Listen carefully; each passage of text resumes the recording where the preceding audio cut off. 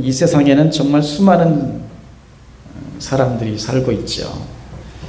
엄청나게 많은 사람들이 살고 있습니다. 대한민국에도 여러분들 참 이렇게 예전에 비해서는 뭐 인구수가 많이 좀 줄어들어가고 뭐 그런 것도 많이 있다고 할 수 있겠지만요, 여전히 참 많은 사람들이 살고 있습니다.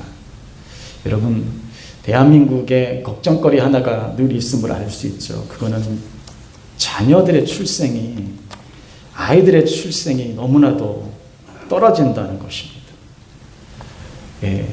우리나라는요, 이 자녀 출생에 있어서 작년 이후로 정말 OECD 국가 중에서 꼴찌를 할 정도로 말이죠. 0.8 몇 명인가 낳는데요. 그러니까 거의 한 명 낳는 것을 보기 어렵다는 거죠. 한 여인이 평생에 걸쳐서 한 명 정도는 낳아야 되는데 그거보다 못한 나라가 되어졌다면은요, 우리 주변에서 아이들 보기가 굉장히 어렵다는 것이죠. 뭐 이건 이미 모르는 사실이 아닌데요, 이게 참 우리에게 심각하게 잘 다가오지 않는 것 같습니다. 여러분, 그래서 인구 감소율이 계속해서 떨어지고 있습니다. 집안마다 자녀들을 보기가 굉장히 어려울 수 있다는 거죠. 그러다가 보면요, 정말 어떻게 보면 우리는 한 명의 자녀를 놓고도 너무나도 애지중지하고 감사하면서 살아가야 되지 않을까, 그런 생각도 해보게 됩니다. 여러분, 우리는 하나님의 자녀일까요? 또는 마귀의 자녀일까요? 오늘 제목이 그렇습니다. 하나님의 자녀인가? 나는 마귀의 자녀인가? 여러분, 이 세상에는요, 수많은 사람들이 있고 또 성별로 보면은 남자이든지 여자이든지 둘 중에 하나인 거죠. 그렇죠? 남자든지 여자이든지 둘 중에 하나인 거지 그 사이에 끼인 사람이 없어요. 근데 우리가 참 예수님 오시기가 참 급박한 시대에 살고 있다. 마지막 타락의 시대이고 종말의 시대라고 하는 것을 너무나 잘 보여주는 것이, 하나님께서는 우리를, 인간을 만드실 때 남자와 여자로 만드시고 둘이 짝을 이루어서 또 남자와 여자를 낳고 자녀를 낳고, 그게 하나님 법칙임에도 불구하고요, 이 타락의 증상은 남자와 여자 외에 또 다른 성이 있다고 생각하고 더 많은 성이 있다고 생각을 해서 말이죠, 하나님이 허락하지도 않은 수많은 사람들이 있다고 생각을 하며 살아가는 시대에 살고 있습니다. 뭐 어떻게 그렇게 말하는 사람도 있을지 모르지만, 여러분, 영적으로 보게 되어지면은 여러분, 두 가지의 사람들밖에 없어요. 그것은 하나님의 자녀 그리고 마귀의 자녀예요. 이 두 가지의 사람들밖에 없어요. 그러나 우리는 하나님의 자녀임을 믿습니다. 여러분, 궁극적으로는 사실 하나님의 나라가 오게 되어지고 예수님이 오셔서 세상을 심판하시고 우리를 하나님의 영원한 나라로 이끌어 가신 뒤에는 정말 궁극적으로 말하면 한 사람의 부류밖에 남지 않을 거예요. 그건 하나님의 자녀들밖에 남지 않을 거예요. 분명히 그래요. 그 나머지 자녀는 분명히 하나님께서 심판의 영역으로 몰아넣으셔서 지옥으로 갈 사람들이기에, 하나님의 나라가 임하게 되어지면 결국은 하나님의 사람들만 남는 거죠. 오늘 이제 이 제목을 가지고 함께 말씀을 나누려고 하는 것입니다. 여러분, 하나님의 자녀들이십니까? 나는 하나님의 자녀일까? 아니면 마귀의 자녀일까? 자, 우리가 읽은 요한일서 3장 1절에서 12절까지의 말씀이 바로 이런 것들을 말씀해 주고 있습니다. 여러분, 우리는 이 땅에 살면서 내가 하나님의 자녀로 살고 있는가? 아니면 마귀의 자녀로 살고 있는가를 알아야 한다는 거죠. 오늘 사도 요한을 통하여서 하나님께서는 먼저 우리가 하나님의 자녀라고 한다면은, 이 하나님의 자녀라고 하는 것이 얼마나 놀라운 축복이에요. 여러분, 그렇게 믿습니다. 저를 비롯해서 여러분 그렇게 고백하고 있는 줄 믿습니다. 하나님의 자녀 되어지면 얼마나 이 세상에서 얻은 축복 중에서 최고의 축복일까? 여러분, 그렇게 믿습니다.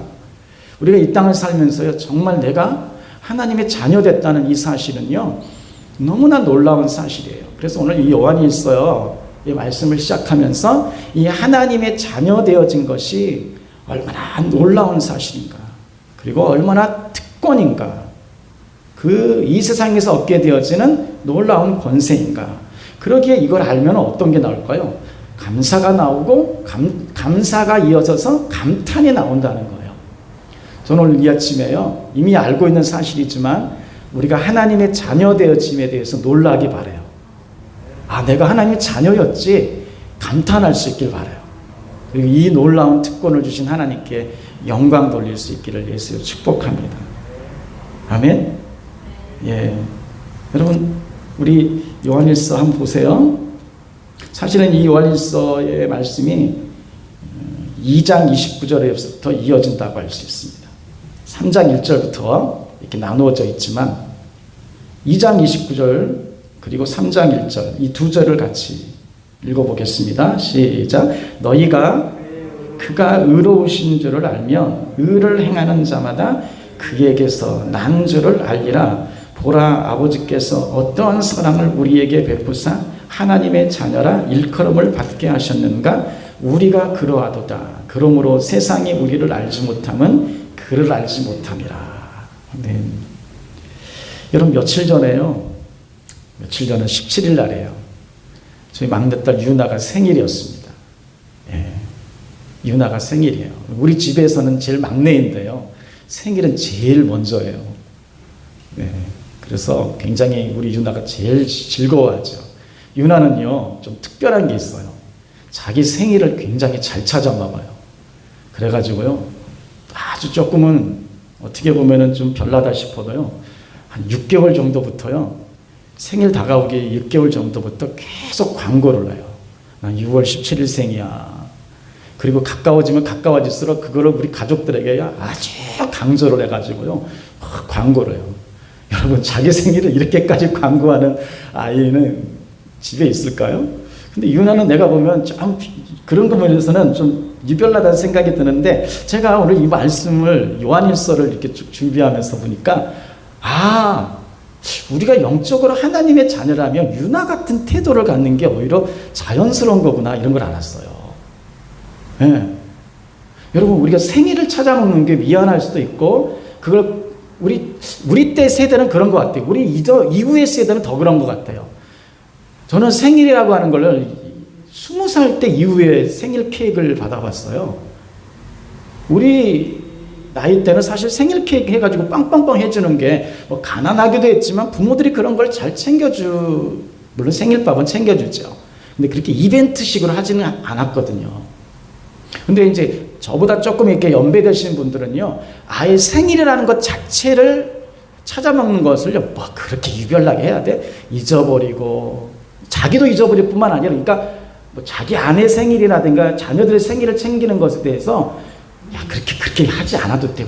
그게 뭐 별거라고 이렇게 생각하시는 분들이 많아요. 그건 이제 문화적인 것이고 성향이라고 탓해 보십시다. 그런데 영적으로 이렇게 보면은요, 오늘 이 말씀을 보니까 우리의 우리는 영적 생일이 있잖아요. 거듭난 우리의 사람들이란 말이에요. 우리는 이 세상에서 응애하고 태어나서 누구의 자녀가 되어지는 것을 막 자랑하듯이 그렇게 하진 않나 하더라도 섭섭하잖아요.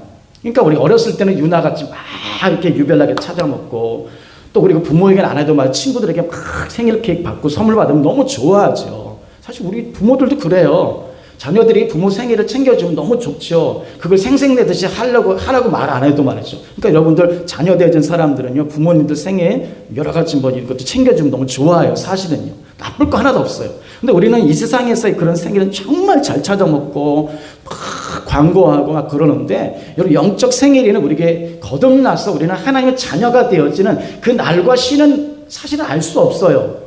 정말 알 수 없어요. 내가 언제 거듭났는지, 언제 구원받았는지 이거를 사실은 기억하고 있는 사람도 있고, 어떻게 보면 이 시점이라고 생각을 해서 그렇게 챙겨온 사람도 있겠지만, 거의 대부분은요, 내가 구원받았다, 언제 구원받았다, 이걸 잘 알지 못해요.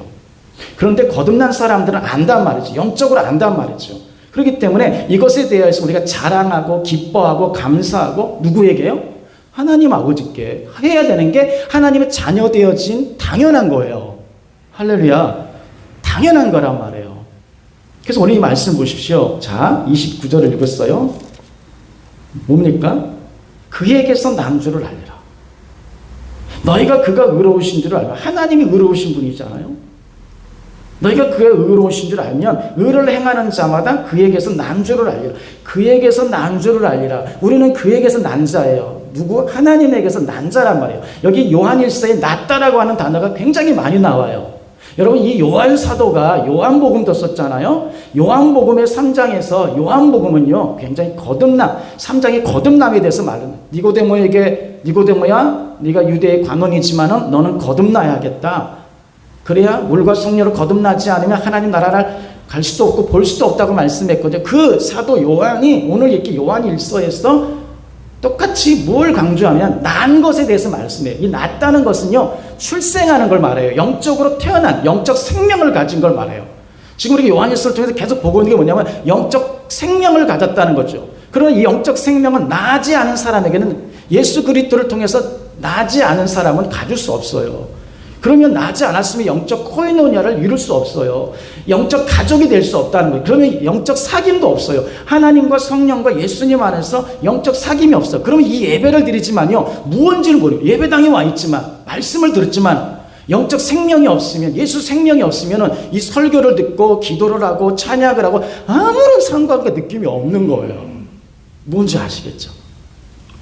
그래서 우리의 모든 출발은 낫다는 거예요. 출생했다는 거예요. 하나님 우리를 낳으셨다는 거예요. 그렇기 때문에 보십시오. 3장 1절을 보십시오. 이게 탄성이에요. 탄성. 보라 이거예요.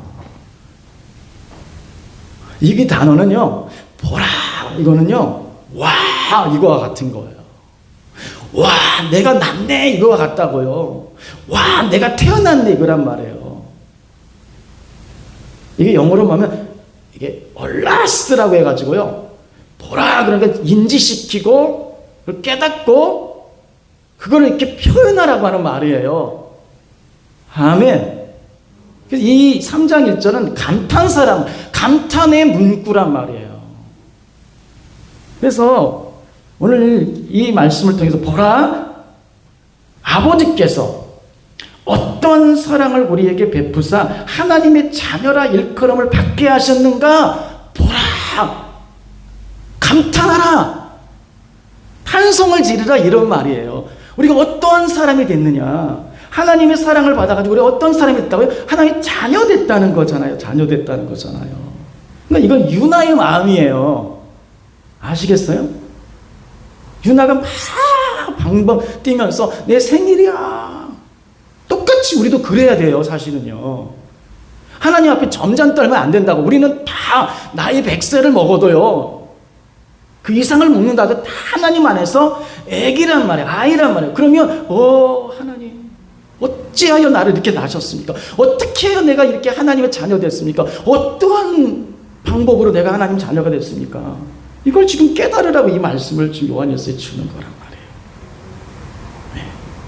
출생을 했기 때문에 응애하고 아이가 소리질러요. 태어났기 때문에 우리가 막 이 세상을 살면서 돌아다니고 막 즐기는 거 아니겠어요? 여러분 우리가 영적으로 태어났기 때문에 교회도 오고 영적으로 태어났기 때문에 성경도 읽고 영적으로 태어났기 때문에 기도도 하고 싶고 영적으로 태어났기 때문에 뭔가 우리가 막 하나님의 나라를 소망하고 사는 거예요. 안 태어났으면 이런 게 없는 거예요. 네. 여러분 우리가 어떠한 사랑을 받아가지고 하나님 자녀가 됐습니까? 여기 그 말씀 우리가 어떠한 사랑을 하나님 아버지께로부터 받았습니까? 무슨 사랑을 받았습니까? 이 사랑을 받았기 때문에 이 하나님께서 이러한 사랑을 주셨기 때문에 이러한 은혜를 주셨기 때문에 우리가 구원받아 하나님의 자녀가 됐고 거듭났고 하나님 자녀가 된 거죠. 어떤 사랑을 받았어요? 하나님 우리가 어떤 사랑을 주셨어요? 그걸 아셔야 돼요. 교회 다니는 사람들이 이걸 모르시면 안 돼요. 여러분 부모님의 사랑을 알잖아요. 부모님의 사랑을 알아줘야 되잖아요. 우리를 낳아준 사랑을 알아줘야 되잖아요. 길러준 사랑도 있지만 낳아준 사랑이 없으면 어떻게 길러준 사랑이 있겠어요? 마찬가지로 하나님께서 우리를 낳았단 말이죠. 그럼 하나님 어떠한 사랑으로 우리를 거듭나게 해서 하나님 자녀 삼아주셨어요? 그 사랑이 무엇이에요? 여러분 요한복음 3장 16절을 잘 아시죠? 하나님이 세상을 이처럼 사랑하사 독생자를 주셨으니 이는 저를 믿는 자마다 멸망치 않고 영생을 얻게 하려 하심이라. 요한복음 3장 16절을 모르시는 사람은 없어요. 삼척동자 교회 다니는 아이들을 누구든지 이 요한복음 3장 16절을 알아요. 그런데 사랑하는 성도 여러분, 요한복음 3장 16절을 아는 것처럼 알아야 될 또 다른 쌍벽을 이루는 구절 하나가 있어요. 그게 요한일서 3장 16절이에요. 요한일서 3장 16절 지금 펼쳐놓고 있잖아요. 읽어봅니다. 요한일서 3장 16절 시작. 그가 우리를 위하여 목숨을 버리셨으니 우리가 이로써 사랑을 알고 우리도 형제들을 위하여 목숨을 버리는 것이 마땅하니. 이걸 기억하십시오. 요한일서 3장 16절을 기억하십시오. 이 요한일서 3장 16절은 마치 요한복음 3장 16절의 해설 구절과 같은 거예요. 하나님이 세상을 이처럼 사랑하사 독생자를 주셨는데 그 독생자이신 예수 그리스도가 뭐 하셨어요? 우리를 위하여 목숨을 버리셨단 말이에요. 십자가에서 목숨을 버리셨단 말이에요.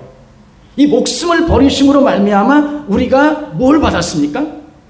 하나님의 사랑을 받았단 말이죠. 어떠한 사랑은 무슨 사랑이에요? 예수 그리스도를 십자가에 내어주기까지 사랑한 그 사랑을 받음으로 말미암아 우리가 거듭났어요. 우리가 태어났단 말이에요. 이 사랑을 모두 받은 사람들은 다 하나님의 자녀가 되어집니다. 여러분 아십니까? 우리를 예수님의 자녀라고 말하지 않아요. 예수님의 자녀가 아니에요. 우리는 하나님의 자녀예요. 그러나 하나님의 자녀가 되려면 반드시 예수 그리스도를 믿음으로 말미암아 하나님 자녀가 되어지요. 아멘. 그러니까 하나님이 우리를 하나님의 자녀로 태어나게 하시기 위해서 어떤 사랑을 아시듯이 예수 그리스도를 십자가에 내어놓고 목숨을 버리게 하심으로 말미암아 그를 믿는 자는 다 하나님의 자녀가 되어지게 된 거예요. 아멘. 이 사랑을 가벼운 사랑이라고 느끼십니까? 이 사랑을 가치 없고 이 땅에 육신인의 부모님에서 태어난 그 생일보다도 덜한 거라고 생각하시는 그리스도인들이세요? 저는 아니라고 생각해요. 이거 가볍게 생각할 수 없어요. 이거는요, 세상의 어떠한 사랑보다, 어떠한 인생의 보화를 얻는 것보다, 인생의 성공보다, 그 인생에서 얻는 수많은 많은 재산보다도 더 중요하고 가치 있고 제1번에 속한 게 하나님의 사랑을 받아서 예수님을 내어주시기까지 나를 사랑하사 하나님 자녀가 되어진 이 특권은요, 정말 세상의 그 어떠한 높은 산보다도 꽃봉오리 위에 있는 내가 받은 축복이라는 사실을 기억하셔야 돼요. 아멘. 이런 사랑을 우리가 받았다면 우리는 보라, 우리가 어떠한 사랑을 아버지께로부터 받아 하나님의 자녀라 일컬음을 받게 하셨는가. 자, 뒤에 보세요. 또 이어지잖아요. 우리가 시작. 우리가 그러하도다. 네. 우리가 그러하도다. 그러므로 세상이 우리를 알지 못하면 그를 알지 못함이로다. 여러분, 이 우리가 그러하도다에 자기의 이름을 넣어서 고백할 수 있어야 돼요. 우리가 그러하도다. 내가 그러하도다. 이렇게 하셔야 돼요. 내가 그러하도다. 내가 그런 사랑을 받았도다. 내가 그런 사랑을 받아서 하나님의 자녀가 됐도다. 라고 고백하시는 여러분 되시길 예수님 축복합니다. 여러분, 하나님의 사랑을 우리 모두가 받았다고요. 예수님을 내어주기까지 한 사랑을 통하여서 우리가 구원받아 하나님 자녀가 되었다는 말이에요. 여러분, 이거 정말 우리는 인생을 살면서 이것을 계속해서 묵상하고 감사하고 이걸 어떻게 하면 갚을까, 이걸 살아가며 살아가는 게 신앙생활이에요. 사실은요, 하나님의 사랑을 우리 모두는 다 덧입은 사람이 된 줄로 믿습니다. 이런 사람들은요, 보라, 우리가 어떠한 사랑을 받았는가 라고 이렇게 말을 하지만 또 우리가 지금은 하나님의 자녀라. 2절을 읽겠습니다. 라고 고백할 수 있어야 돼요. 2절을 읽습니다. 사랑하는 자들아, 우리가 지금은 하나님의 자녀라. 장래에 어떻게 될지는 아직 나타나지 아니하였으나 그가 나타나시면 우리가 그와 같을 줄을 아는 것은 그의 참모습 그대로 볼 것이기 때문이라. 여러분, 지금 하나님의 자녀 되어진 우리 자신들이 받은 이 놀라운 축복을 가진 사람들은요, 아까 방금 전에 보라, 우리가 어떤 사랑을 받았는가를 늘 감사하고 감탄하며 살아가는 사람이라면, 여기 2절 말씀 통해서 보면 이렇게 또 고백하는 사람이에요. 우리가 지금은 하나님의 자녀라고 고백하는 사람이에요. 이게 더 중요할 수도 있어요. 우리가 언제? 지금은이에요. 지금은 하나님의 자녀라. 여러분, 이게 굉장히 중요합니다. 지금도 우리 자신이 하나님의 자녀라고 고백할 수 있어야 돼요. 이것도 하나님의 은혜 같네요. 아까 성도 경제가 찬양곡을 뽑아가지고 부르는 연결된 찬양 중에 여러분들이 이 찬양을 그냥 막 부르셨을지 모르지만, 주님 사랑 다시 고백, 한번 보여줄래요? 네, 이 굉장한 고백이, 이 고백이에요. 오늘 이 고백을, 이 말씀을 성령님을 알고 계셨기 때문에 아마도 이 찬양을 성덕이가 모르고 뽑았다고 하지만 이 말씀과 찬양이 딱 맥을 맞아요. 성덕이 이제 그 뒤에 찬양 고백이 어떻게 되죠? 예. 주님 다시 고백하는 새날 주심 감사해요. 맞아요. 이 찬양이 사실은 그걸 의미하는 찬양이기도 해요.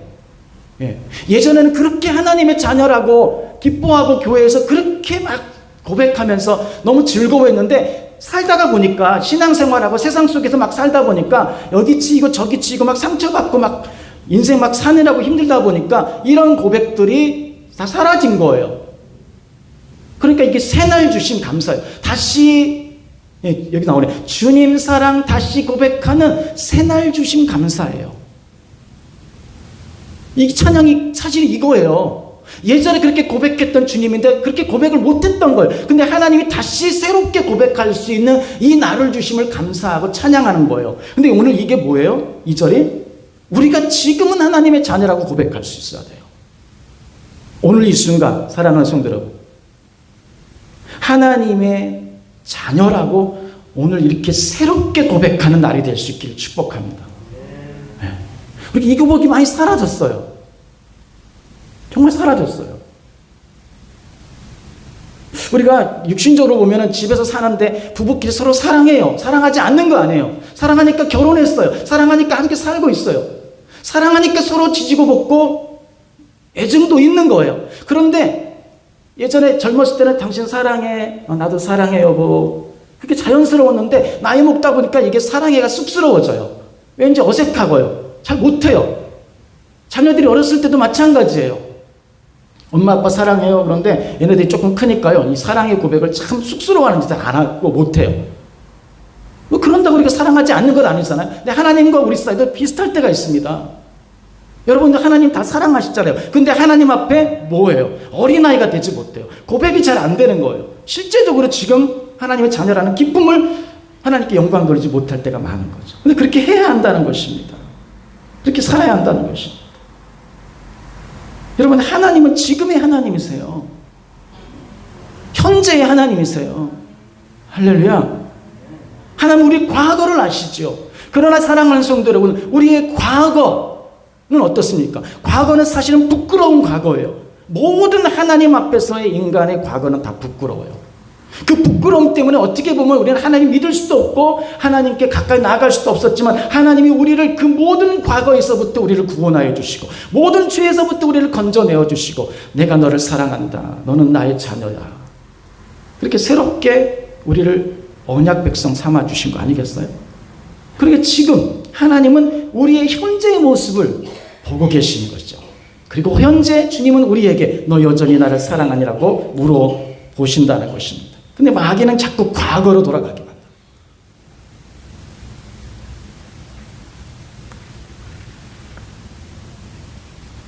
마귀는 자꾸 과거 속에 파묻어서 우리가 하나님의 자녀가 아닌 것을 자꾸 인식시켜 주려고 한다는 것입니다. 여러분, 하나님의 자녀이십니까? 뒤에 말은 참 물어보기였지만 마귀의 자녀이십니까? 근데 여러분 아시죠? 우리가 영적 신분으로 원래는 마귀의 자녀였다는 사실을. 근데 아무도 그것을 잘 깨달았고 인정하려고 하지 않아요. 여러분, 우리 마귀 자녀였어요. 불순종하게 만드는 그 주인이었던 마귀 사탄을 쫓아서 그런 줄도 모르고 그냥 살았던, 영적으로 우리 그런 사람이었단 말이죠. 그런 우리를 하나님 사랑하사 건져내시고 우리를 하나님의 자녀로 입적시켜 주신 거예요. 입양시켜 주신 거죠. 그래서 우리를 하나님의 자녀라고 부른 거예요. 근데 하나님의 자녀로 불렀다는 것은 하나님 우리를 낳아주셨다는 것입니다. 여러분, 여기 이제 요한일서에 보면요, 이 자녀라, 하나님의 자녀라는 이 말이 나오는데, 자녀라는 말이 나오는데요, 이 자녀라는 말은 헬라어로 테크나라고 하는 단어를 쓰는데요, 이 테크나라고 하는 이 자녀의 단어는 부모와 나 사이에 실제적인 관계를 일컫는 단어예요. 여러분, 물어보십시다. 미나는 누구의 자녀입니까? 안병현 목사의 자녀예요. 그거를 여러분이 아실 수 있어요. 죄송합니다만 주봉십 집사님의 자녀가 아니잖아요. 그게 테크나예요. 실제적인 관계를 말해요. 근데 사도 바울은요, 우리가 영적으로 이런 하나님의 자녀 되어진 것을 아들됨이라고 하는 단어로 많이 쓰는데요, 사도 바울은 휘오스라고 하는 아들이라는 단어를 많이 강조해서 우리가 아들의 명분을 얻었다는 말씀으로 사도 바울은 굉장히 많이 서신서에서 말을 해요. 여러분, 우리가 하나님의 자녀라고 하는 이 신분을 정확히 제가 말씀드리겠어, 우리는 법적으로, 영적으로 말하면 법적으로 휘오스 같은 자녀예요. 그건 뭐냐면요, 법적으로 그런 관계가 아닌데 하나님이 우리를 법적으로 입양시켜서 너는 내 아들이라고 말한 자녀를 말하는 거예요. 그러니까 우리가 하나님의 자녀가 될 수 없었어요. 근데 하나님이 우리를 아들의 명분을 삼기 위해서 너 내 자녀라, 그게 휘오스라고요. 성경에 사실은 요한일서에서는 이 테크나를 많이 쓰지만 실제적인 부모와 자녀와의 관계, 태어남의 관계, 그런 관계, 정적인 관계로서 이 단어를 쓰지만 실제 우리가 하나님의 자녀라는 건 뭘까? 그건 법적 관계를 말하는 거예요. 우리는 원래 마귀의 자녀였어. 근데 하나님께서 우리를 사랑하사 버림받은 우리를 건져내시고 너는 부모가 없었지. 너는 내 집에 데려가서 씻기고 그리고 내 아들을 옷 입히고 그렇게 해서 휘오스 같은 아들로 만들어준 게 하나님 자녀예요. 여러분, 우리 그걸 아셔야 돼요. 법적으로 우리는 예수를 믿게 만들어 말미암아 하나님의 자녀로 입양되어진, 입적되어진 관계를 말하는 것이 하나님 자녀예요. 그러기에 오늘 말씀 본론으로 들어가시죠. 하나님의 자녀들은 그럼 어떤 면에서 마귀의 자녀들과 다른가를 두 가지로 말씀하고 있어요. 하나님의 자녀들은 마귀의 자녀들과 어떤 면에서 다른가? 첫 번째요, 여러분들 9절 말씀인가요? 요한일서 3장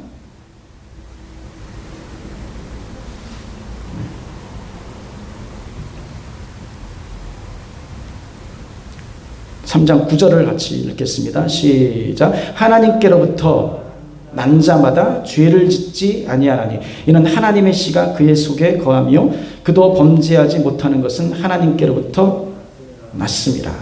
3절을 읽고 9절을 읽겠습니다. 먼저 3절을 먼저 읽겠습니다. 자, 주를 향하여 이 소망을 가진 자마다 그의 깨끗하심과 같이 자기를 깨끗하게 하느니라.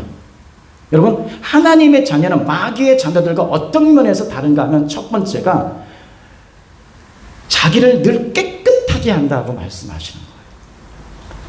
주님의 깨끗하심과 같이 자기를 깨끗하게 하는 자가 하나님의 자녀라는 거예요.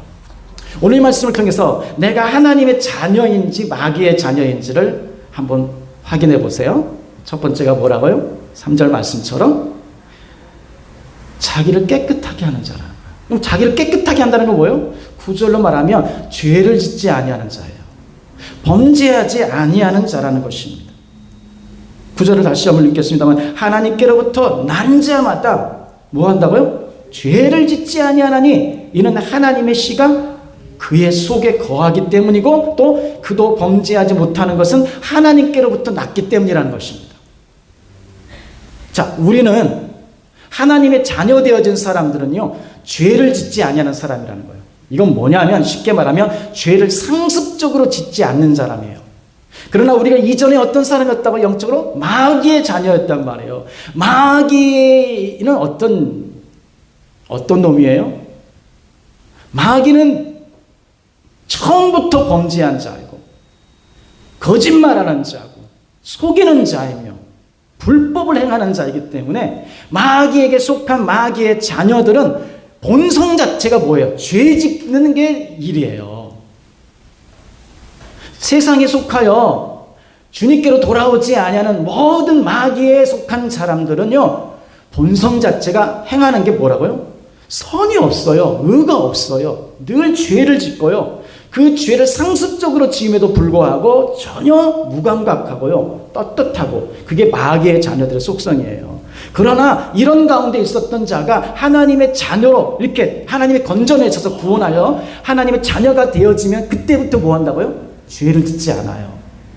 죄를 짓지 않으려고 그래요. 이 말씀에 보면 깨끗하게 하려고 하는 사람들이에요. 거룩하게 살려고 한단 말이에요. 죄를 상습적으로 짓지 않아요. 죄를 두려워해요. 죄를 무서워해요. 죄를 지으면요, 다윗과도 같이 주님 내 안에서 성령을 거둬가지 마세요. 회개하고요. 그런 사람이에요. 그렇다고 여러분들 죄를 짓지 않는다고 해서 죄와 무관한 사람들을 말하는 것이 아니라 죄를 알아요. 죄를 구별해낼 수 있고요. 자기 안의 죄성이 무엇인지를 알아요. 그러기에 제가 말했잖아요. 상습적으로 죄를 지으려고 하지 않아요. 거짓말하는 걸 상습적으로 하지 않아요. 남 살인하고 남 갈취하고 남 애꼬질하고 상처 주면서 자기 좋아서 히덕거리는 사람들이 아니란 말이에요. 예수를 믿으면요, 우리 안에 이제 예수의 본성, 그게 뭐예요? 그의 속에 뭐가 있어요? 우리 속에 뭐가 있어요? 하나님의 씨가 있기 때문에. 이게 예수 영적 생명이에요. 예수 생명이 우리 속에 있는 거예요. 할렐루야. 이게 있기 때문에 우리는 하나님의 아들 예수 그리스도가 우리 속에 있는 거죠. 말씀으로서 있는 거죠. 성령으로서 있는 거죠. 그 예수의 씨가 있는 사람들은 죄를 상습적으로 짓고 범죄하고도 회개하지 않으면서 강팍해지지 않는다는 거예요. 이게 하나님의 사람들의, 하나님의 자녀들의 특징이고요. 이게 하나님의 자녀들이 가지고 있는 본성이란 말이에요. 그럼 마귀의 자녀는 뭐겠어요? 반대하는 거죠. 마귀의 자녀는 죄를 짓는 자이죠. 자, 4절 보세요. 4절부터 시작. 죄를 짓는 자마다 불법을 행하나니 죄는 불법이라. 그가 우리 죄를 없애려고 나타나신 것을 너희가 아나니 그에게는 죄가 없느니라. 그 안에 거하는 자마다 범죄하지 아니하나니 범죄하는 자마다 그를 보지도 못하였고 그를 알지도 못하였느니라. 보십시오. 계속 자 8절부터 가봐요. 8절 읽겠습니다. 죄를 짓는 자는 마귀에게 속하나니 마귀는 처음부터 범죄함이라. 하나님의 아들이 나타나신 것은 마귀를 멸하려 하심이라. 계속 교차되어지죠. 죄를 짓는 자는 마귀가 죄를 짓게 하는 거예요. 그것은 뭡니까? 마귀에게 속한 자를 말하는 거예요. 하나님의 자녀는요, 그런 사람이 아니라는 것입니다. 예수님이 여기 보십시오. 예수님이 이 땅에 오신 이유를 말씀하잖아요. 예수님이 이 땅에 왜 오셨습니까? 그것은 바로 이러한 죄를 짓게 하는 마귀를 멸하려고 오신 거예요. 할렐루야. 마귀를 멸해야지만이 죄의 뿌리가 완전히 뽑혀지고 죄의 뿌리가 완전히 끊겨져야지만이 더 이상 죄를 짓지 아니하는 사람이 되는 거죠. 우리는 상습적으로 마귀에 속했기 때문에요, 뿌리를 여전히 가지고 있었던 우리는 계속 아담의 그 본성적 뿌리 때문에 죄를 짓는단 말이에요. 그러나 예수님이 이 땅에 오신 것은 무엇입니까? 우리를 완전히 죄짓게 만드는 그 뿌리를 싹둑 잘라버려서 마귀를 멸하기 위해서 이 땅에 오신 줄로 믿습니다. 그래서 우리를 하나님의 자녀로 삼아주신 우리는 본성적으로 이제는 성령께 속한 자이기 때문에요, 우리는 죄를 밥 먹듯이 짓지 않아요. 아시겠습니까? 결코 아십시오. 하나님은 절대 우리를 죄짓게 하지 않습니다. 하나님은 죄와 무관하신 분이세요. 하나님에게는 죄의 그림자도 없으세요. 성령님은 절대 우리를 죄를 짓게끔 만드시면서 우리를 충동하시는 분이 아니세요. 시험 들게 하시는 분 아니세요. 아멘? 하나님 오해하지 않으셔야 돼요. 죄 짓게 만들고 거짓말 안 되게 만들고 자꾸 뭔가 모르게 사랑하지 못하게 만드는 모든 것은 다 마귀가 하는 거예요. 그러게 여러분 하나님의 자녀이십니까? 아멘. 하나님의 자녀예요. 우리는 하나님의 자녀임을 믿습니다. 그 다음에 하나님의 자녀됨은 사람들은 두 번째는요, 의와 사랑을 적극적으로 행하면서 살아요. 의와 사랑을 적극적으로 행하면서 살아요. 10절을 읽겠습니다. 시작. 이러므로 하나님의 자녀들과 마귀의 자녀들이 드러나나니 무릇 의를 행하지 아니하는 자나 또는 그 형제를 사랑하지 아니하는 자는 하나님께 속하지 아니하니라. 하나님의 자녀들은 의를 행하고요, 그리고 그 형제를 사랑해요. 의와 사랑을 적극적으로 행하면서 살아요. 이게 하나님의 성령을 받은 사람들의 행동이에요. 하나님 의와 사랑이라는 것은 하나님의 두 가지의 본성, 하나지요. 두 면이지만 한 동정의 양면과도 같이 의와 사랑은 하나님의 본성을 잘 보여줘. 하나님은 의로우신 분이세요. 공의로우신 분이세요. 그리고 하나님은 사랑이 많으세요. 그런데 그의 자녀들이 되어지면 자녀된 우리 자신들이 똑같이 누구와 같이 행동할까요? 하나님같이 행동해요. 하나님처럼 의를 행하고 하나님처럼 사랑해요. 곧 뭘 알 수 있어요?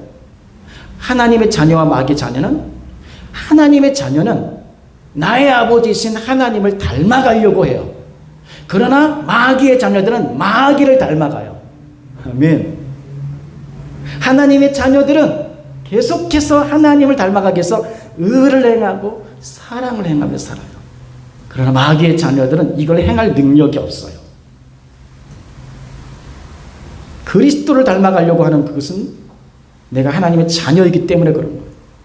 여러분, 신앙생활의 목표가, 이 땅에서의 신앙생활의 목표는 예수 그리스도의 형상을 닮아가는 게 신앙생활의 목표예요. 신앙생활하는 목표가 이 땅에서 우리가 뭐 영적으로 무슨 대단히 성장해가지고 뭐 영적으로 뭐 엄청난 위대한 인물이 되자, 그런 것도 아니고요. 기도 열심히 해가지고, 나는 기도 열심히 한 사람, 뭐 전도 열심히 해서 다 좋은 거예요. 기도 열심히 하고, 교회 열심히 다니고, 성경 열심히 읽고, 전도 열심히 하고, 다 열심히 해야 돼요. 그러나 신앙생활의 궁극적 목표는 뭐냐면요, 예수 그리스도를 닮아가는 거예요. 이 지상에서의 삶. 왜 그럴까요? 그래야 여러분, 신앙생활의 목표가 이 지상이 아니고 저 영원한 하나님의 나라에 사는 게 목표잖아요. 그 영원한 하나님 나라에서 살기 위해서 이 땅이라는 내게 제한되어진 삶 속에서 뭘 목표로 할까? 그리스도가 목표예요. 예수 그리스도. 그분의 형상을 닮아야지만이 아버지를 닮는 거죠. 아멘? 그 나라에 가서는 아버지 앞에서 사는 거니까요. 할렐루야. 그러니까 여러분들, 그리스도를 닮아가기 위하여서 우리 안에서 하나님의 성령께서 계속해서 의와 사랑을 행하게끔 한다는 거죠. 그러니까 하나님의 자녀들은 이거를 행하는 데 있어서 즐거워해요. 자, 성경에 굉장히 중요한 것인데, 이 의라는 것은 뭐냐면 하나님과 어떤 관계적인 측면을 말하는 거예요. 올바른 관계를 말할 때 의라고 하는 단어를 쓰는 거죠. 하나님과 우리 사이가 의의 관계가 됐다는 것은 뭐냐면요, 하나님과 우리 사이는 원래 의로운 관계가 아니었어요. 왜? 불법적 관계였어요. 불의한 관계였단 말이죠. 왜? 아담이 범죄함으로 말미암아 타락해진 우리 자신들은 하나님이 우리를 등을 돌리셨어요. 하나님과 우리 사이에 높은 지나갈 수 없는 구렁텅이가 있어서, 죄의 구렁텅이가 있어서 넘어갈 수도 없는 상태가 돼서 불의한 관계에 있어서, 그런데 예수님께서 우리와 하나님 사이에 다리를 연결해 주심으로 말미암아, 십자가를 통해서 다리를 연결해 주심으로 말미암아 하나님과 우리 사이가 의로운 관계가 되어진 거예요. 자, 의로운 관계가 되어졌기 때문에 그때부터 뭐가 왔다 갔다 할까요? 사랑이 왔다 갔다 하는 거예요. 여러분 아십시오. 중요한 게 있어요. 하나님과의 사랑이 되어지시려면 먼저 관계가 의로워지셔야 돼요. 할렐루야? 이거는 이 단어는 사랑과의 관계도 마찬가지예요. 사랑과의 관계도 사랑이 자주 안 가는 이유는 관계가 끈이 안 연결됐기 때문에 그래요. 그러니까 이 의라는 것은 하나님과 우리 사이가 끈으로 연결되어진 온전한 관계를 일컬어서 이 의라는 단어를 쓰는 거죠. 이것이 있을 때에 하나님의 사랑을 적극적으로 행하며 살 수 있는 거예요. 여러분, 우리가 성경은요, 사랑하라고 말씀하지만 원수까지 사랑하라고 말씀해요. 어떻게 원수까지 사랑할 수 있을까요? 그것은 내 본성으로는 절대 원수 사랑 못해요. 우리가 그런 사랑할 수 있는 희망이나 가능성이 있다고 생각하시면 정말 오산입니다. 우리 자신을 보면 아주 솔직해지셔야 돼요. 우리는 내 아내, 내 남편조차도 용납 못할 때가 많은데 어떻게 우리가 그걸 가지고 하나님의 자녀라고 말할 수 있고 내가 교회 다니는 사람을 말할 수 있겠어요? 무엇입니까? 하나님과 우리 사이를 온전하게 맺어지는 그 의로운 관계는 예수님이에요. 예수님의 그 의가 내 속에서 넘쳐날 때에 원수 같지만 그 원수 같은 사람을 사랑할 수 있는 거죠. 용서할 수 있는 거죠. 하나님의 자녀들은 이 땅에 살아가면서 의와 사랑을 행하는 데 있어서 여러분들 두려워하지 않고 의와 사랑을 행하는 데 있어서 이게 자연스럽게 되는 거예요. 그러나 마귀의 자녀들은 그렇지 않습니다. 마귀의 자녀들은 하나님과 의로운 관계가 전혀 없기 때문에 사랑하지 않아요. 여러분 어떤 사람에 대해서 미운 감정이 극도로 차고 넘친다고 한다면 여러분 하나님의 도우심을 정말 간절히 기도하셔야 돼요. 예수 믿고 있는데 너무나도 이게 사랑이 안 되고 너무나도 내 마음에 미움으로 가득 차서 삶이 힘들어진다고 한다면 정말 하나님 앞에 무릎 꿇고 간절히 기도하셔야 돼요. 왜냐하면 하나님의 사람인 우리 자신들이 이런 미움과 용서하지 못함과 이런 것들이 가득 차게 만드는 것은 절대 하나님이 가져다 주는 게 아니에요. 이건 마귀의 속성이고 마귀의 자녀들이 가지고 있는 속성이라는 거예요. 자, 보십시오. 여기 이해가 있어요. 11절 12절을 같이 읽습니다. 우리가 서로 사랑할지니 이는 너희가 처음부터 들은 소식이라. 가인같이 하지 말라. 그는 악한 자에게 속하여 그 아우를 죽였으니 어떤 이유로 죽였느냐. 자기의 행위는 악하고 그의 아우의 행위는 의로움이라 그랬습니다. 가인을 아시죠? 최초의 살인자. 누구를 죽였습니까? 최초의 의인 아벨을 죽였습니다. 무엇 때문에 죽였다고요? 그는 악한 자에게 속하여 그 아우를 죽였다고 여기 말씀하고 있어요. 창세기 4장으로 가보게 되었지만 가인이 아벨을 죽이게 되는 현실적 상황은 자기의 예물을 드렸을 때에 자기 건 안 받고 아우인 아벨이 드린 것을 하나님께서 받으신 걸 알고 속에 분노하여서 그 분노, 미운 감정이 하나님께 대한 미운 감정이 누구에게 가요? 아우에게 가잖아요. 여러분 잘 보시죠. 이게 굉장히 이게 의와 사랑이 안 되는 이유를 잘 보여줍니다. 동생 사랑해야 되잖아요. 하나밖에 없는 사랑이 동생인데. 근데 결국은 뭐예요? 하나님께 드리는 예배가 잘못되니까 동생이 미워지기 시작했어요. 왜? 동생은 의로운 자였기 때문에. 동생은 하나님이 인정하는 자였기 때문에. 여러분 똑같이 자기가 악을 행하지 아니하고 의로운 심정으로 예배를 드리는 가인이었다고 한다면 동생도 똑같이 드린다고 한다면 서로 기뻐해야 되잖아요. 함께 교회를 나왔어요. 그러면 너무나도 좋아야 되잖아요. 오늘 예배 나왔구나. 같이 예배 드리고 하나님께서 오늘 너 기도를 들으신 줄 믿어. 나도 너 믿어. 서로 축복해주고 서로 위해주는 관계면 너무나 좋고 살인 안 해도 되잖아요. 근데 왜 가인이 동생 아우를 그렇게 죽여주고 그 속한 이미 처음부터가 다른 거죠. 하나님과의 관계가 온전히 의롭게 되지 않으니까 아우에 대한 사랑이 미움으로 바뀌어서 죽이는 거죠. 여러분 교회 다니면서 이게 굉장히 우리 시사하는 게 많아요. 예수 믿는 사람이라고 말하는데 우리 마음에는 도대체 교회도 사랑스럽지가 않고 성도 하나도 사랑 못하고 지체를 사랑하기도 어렵고 집에 돌아가서 우리가 사랑을 그렇게 보여줘야 되는데 예수님 믿는다고 말하면서 예배를 드리고 기도하고 살아가는 크리스찬이라고 말하는 우리 자신들이 정작 우리 가정에 돌아가서 사랑 하나도 표현을 못하고 그 용납을 못하는 거예요. 그럼 뭘까요? 뭐 잘못된 거죠. 잘못된 거죠. 여러분, 가인같이 하지 말라. 그러나 악한 자에게 속하여 그 아우를 죽였으니 어떤 이유로 죽였느냐? 자기의 행위는 악하고 그의 아우는 행위는 의로움이었기 때문이라고 말하는 거죠. 하나님의 자녀들은 사랑하기를 즐거워하는 사람들이에요. 핍박하지 않아요. 형제를 핍박하지 않아요. 이제 이 뒤에 가서 계속해서 이 사랑에 대해서 이제 같이 말씀을 나눌 겁니다.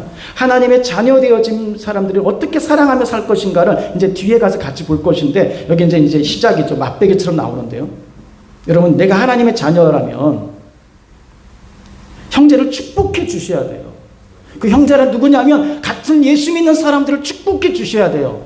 같은 예수 믿는 친구들을 축복해 주셔야 돼요. 같은 예수 믿는 자녀들을 축복해 주셔야 돼요. 용납해 주셔야 돼요. 미워하면 안 돼요. 그를 나를 속상하게 하더라도 그를 끌어안고 기도해 주고 그 사람이 변화되어질 수 있도록 계속해서 중보기도 해 주셔야 돼요.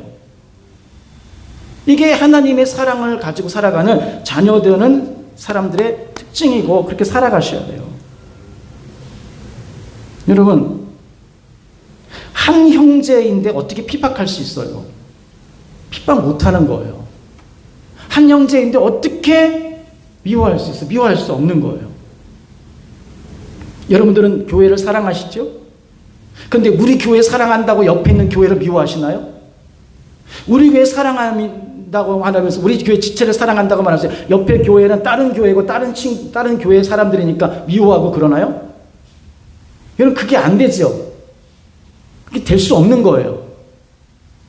여러분, 우리가 같은 장로교라고 해가지고 순복음 다니는 사람들을 미워하고 그런 우리 형제 아니라고 해가지고 핍박하고 그러나요? 그러지 않잖아요. 교파는 다니고 성향은 좀 교리가 조금의 차이가 있다 할지라도 하나님 안에서 다 우리는 한 형제라고 생각해서 순복음, 감리교, 성결교, 이렇게 장로교 같은 다 형제라고 생각하고 하죠. 근데 보십시오. 영지주의인 이 요한 시대도 마찬가지지만 오늘날도 마찬가지지만, 여러분, 어떤 이단들은 어떻습니까? 유독 교회만 공격해요. 유독 교회만 핍박해요. 교회 다니는 사람들을 공략해요. 그 사람들을 끊임없이 타락하게 만들어요. 그럼 그들이 형제일까요? 하나님 자녀일까요? 왜 그럴까요? 여러분들이 하나님을 믿는다고 말하면서 예수 믿지 아니하는 사람들, 이단들이니까 이단들을 경계하지만 그 이단들을 핍박하고 그들에게 린치를 가고 그러지 않잖아요. 왜 안 할까요? 그런 마음이 우리 속에 성령님이 불러일으키지 않아요. 우리 속에 그런 씨가, 예수 생명의 씨를 가진 사람들은 절대 이단이라고 해서 이단이지만, 나하고 다른 종교를 가졌다고 해서 인정을 하지만 그들을 핍박하고 하지 않아요. 그러나 이슬람 같은 사람은 어떻습니까? 이슬람은 유독 교회 다니는 사람들과 크리스찬들을 목배임을 당할 때도 핍박한다. 그건 뭘까요? 마귀에게 속한 자이기 때문에 그런 거예요. 아실 수 있길 바라요. 여러분, 우리가 얼마나 순교자들이 많아요. 기독교, 우리 한국교회도 여러분 주기철 목사님 이런 분들을 보십시오. 자기 아들을 죽이는 그 원수를 자기 양아들로 삼아가지고 용서하고. 어떻게 그럴 수 있을까요? 그거는 하나님의 사랑이 그 속에 있기 때문에. 그러니까 주기철 목사님은 진짜 이 의와 사랑을 몸으로서 보여주고 자기의 삶으로 보여주는 삶인 것이죠. 우리가 주기철 목사님 같은 삶을 살지 않는다 하더라도 우리 안에 크리스찬들은, 하나님의 자녀들은 이러한 의와 사랑을 가지고 사는 거예요. 말씀의 결론을 맺습니다. 사랑하는 성도 여러분, 우리는 누구입니까? 하나님의 자녀인 줄로 믿습니다. 그러게 우리는 우리 자신들을 항상 깨끗하게 하여 하나님 앞에서 정결하게 하여 죄를 멀리하고 살아가실 수 있기를 바라고요. 늘 하나님의 사랑을 많은 사람들에게 증거하면서 예수 그리스도의 사랑을 전하며 살아가는 우리 모두가 되어야 될 줄로 믿습니다. 기도하겠습니다.